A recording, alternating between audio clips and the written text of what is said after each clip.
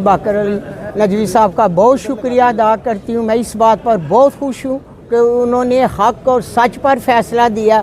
मेरी दुआ है अल्लाह ताला हमेशा वो इसी तरह हक़ और सच के फ़ैसले करते रहें, आमीन। मुझे बड़ी खुशी हुई अदलिया पे भी कि हक़ सच का वो साथ दे रहे हैं।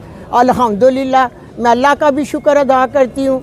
अल्लाह ताला मां दी दुआ नूं रद्द नहीं करदा ते मेरे अल्लाह दा लख लख शुक्र है कि मेरी अल्लाह ताला ने दुआ सुन ली, मुन्नू भी इज़्ज़त बख्शी और इंसाफ मिला और मुझे बेटे का भी पता चल गया। Thank you very much. अच्छा माँ जी, आप 101 है ख्वाजा आसिफ के खिलाफ, अब तो सारी हर्डल्स खत्म हो गई हैं, क्या कहती हैं ख्वाजा आसिफ को? मैं ख्वाजा आसिफ को कुछ नहीं कहना चाहती। मैं कहूँगी कि गैरतमंद सियालकोट के बेटे बेटियाँ बहनें ख्वाजा आसिफ को मेरे जुल्म पर जो कुछ हुआ, तशद्दुद हुआ, जो कुछ भी हुआ, वो मेरी आवाम उस दिन उसको फैसला दी।